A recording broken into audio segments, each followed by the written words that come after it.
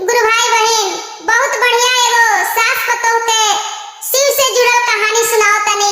एक कथा के सुनल जाओ आ एक कथा के लाभ उठाओ जाओ। देखी दीदी, एगो गांव में एगो छोट परिवार रहे। ओ परिवार में एगो माई, एगो बेटा, एगो पतोह रहे लोग। जात के वो लोग धोबी रहे लोग, कपड़ा धोए के, सुखाए के वो लोग के काम रहे, उहे रोजगार रहे वो लोग के। लेकिन उनका पतोह जो रहली, पतोह संस्कारी रहली, धार्मिक प्रवृत्ति के रहली। उनका मन में भक्ति भाव रहे। जब वो देखस कि गांव में शिव जी के चर्चा होता, शिव जी के पूजा होता, भजन होता, तो उनका मन में इच्छा होके कि हमहू शिव जी के चर्चा में जैती, गुरु बनौती, उनका शिष्य बन जैती। तो वो अपना सास से कहली कि हमरा बड़ा इच्छा होता कि हमहू शिव चर्चा में जैती। लेकिन उनका सास जौन रहली, वो बड़ा दुष्ट आदमी रहली। वो अपना पतोह के जाति के भेदभाव बता के मना कर दिहली। कहली कि ई भक्ति, ई पूजा पाठ हमनी के काम ना हो, हमनी के काम हो कपड़ा धोए के, सुखावे के, चला अपना काम में, अपना रोजगार में।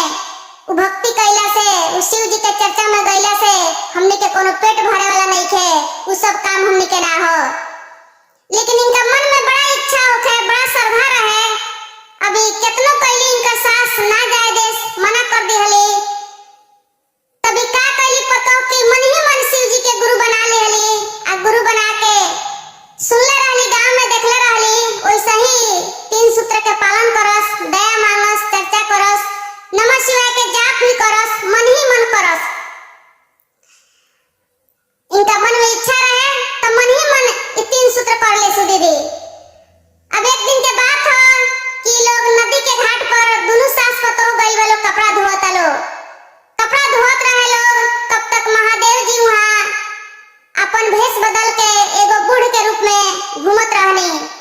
घूमते घूमते वो उनका सास के लगे पहुंचतनी, कहतनी कि हे बुढ़िया माई, हे बुढ़िया माई, हाय हमर कुर्ता जौन बा बड़ा गंदा हो गइल बा, तनी एकर धुलाई कर दी, हमरा कहीं बाहर जाए के बा, लेकिन हमरा पास पैसा नहीं थे।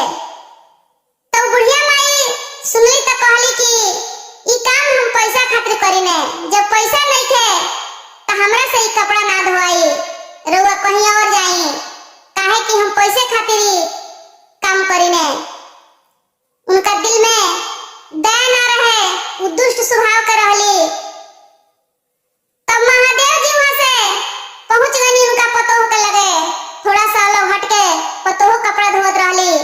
पतोह लगे जब गईनी तो कहनी कि हे बेटी, हाय हमर कुर्ता मैल हो गइल बा, तनी एकर धुलाई कर दे तू, तो हमरा कहीं जाए के रहलक होगे, लेकिन हमरा पास पैसा वैसा नहीं थे।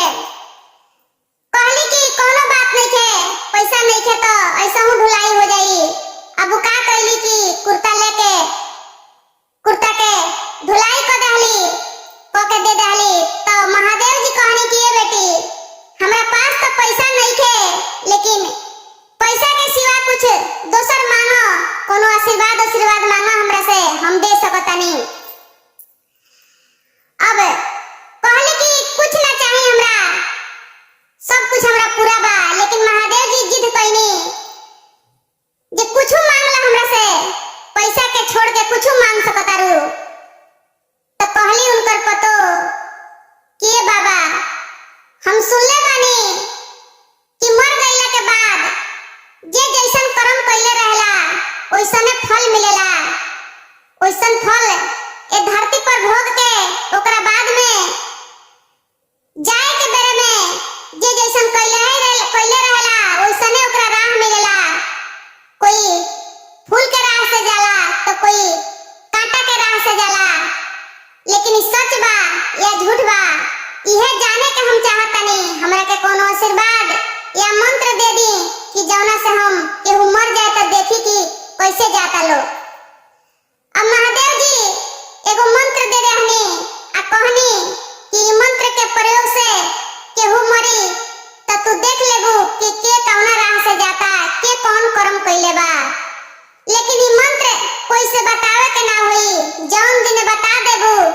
ही न तू पत्थर हो जाइबू। महादेव जी कह के चल गईनी। अब ये अपना घरे आई लोग, ऐसा ही ये लोग के दिन बीतत रहे। कुछ दिन के बाद इनका सास के मृत्यु हो गई। इनका सास के मृत्यु हो गई। अब जब सास के मृत्यु हो गई तो ये वही मंत्र के प्रयोग कैली। जब वो मंत्र के प्रयोग कैली तो देखा तरी कि इनके सास के काट में है जमदूत लोग लेके चल जात रहे। काटे कुसे घसेटत घिसियावत लेके जात रहे लोग। अब इनका देख के बड़ा अफसोस भइल कि कहियो न तनका दान पुण्य कइले रही ह, न कोनो नेकी के काम कइले रही ह, खाली हाव कमाए के चिंता में लागो रहत रही ह। कोई से थोड़ा मीठ बोली ना बोलत रही ह।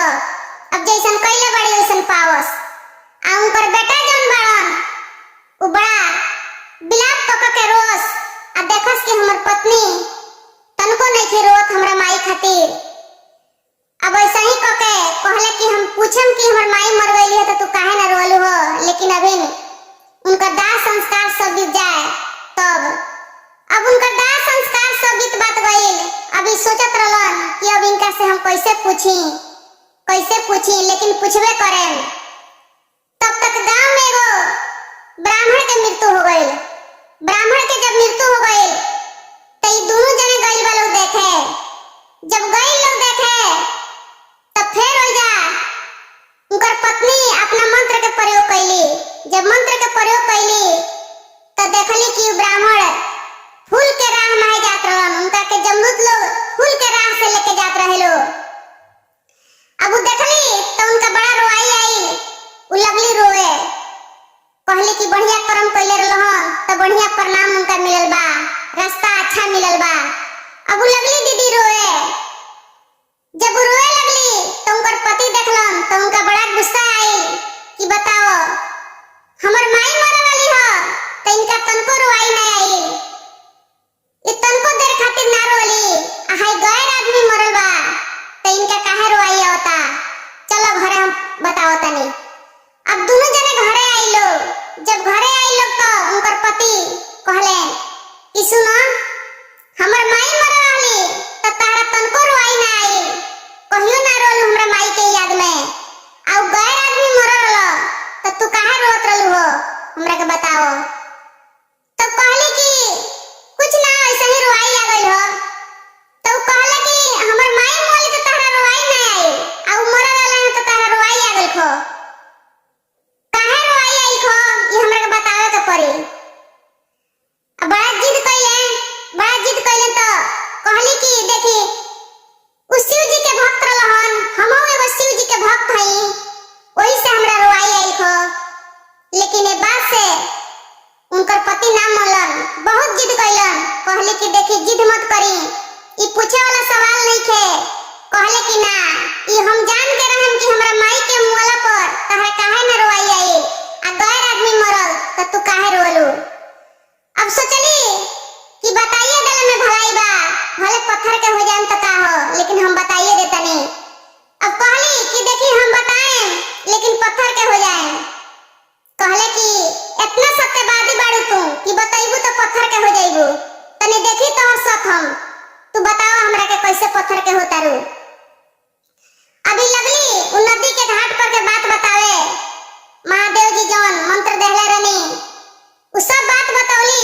कहली कि जब माई के मृत्यु भइल तो हम देखनी कि काट कुछ में है, नरक के रास्ता में है लेके जात रहे लोग। ओइ से हमरा रोआई ना आई, अफसोस होके खाली। आ पंडित जी के हम देखनी तो फूल के राह में है, बड़ा सुंदर से स्वागत के साथ उनकर विदाई होत रहे। वही से हमरा रोआई आई कि अच्छा कर्म कइला पर ऐसन फल मिलेला। अब जैसे धीरे धीरे बतावत रही तले धीरे धीरे ई पत्थर बनल जात रही।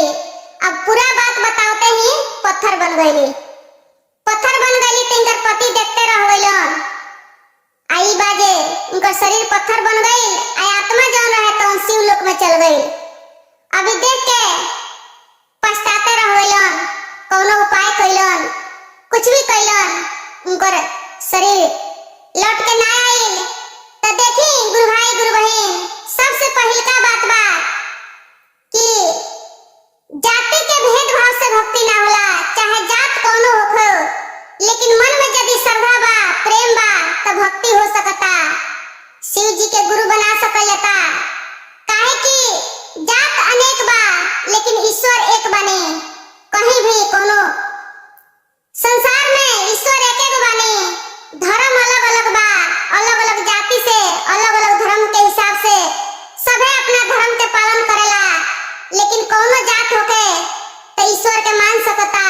शिव के मान सकता, कोनो भगवान के मान सकता।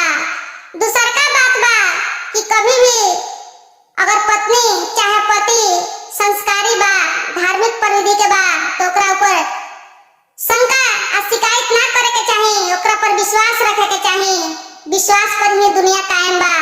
ताई गुरु भाई बहन, आज के कथा इतना ही। हर हर महा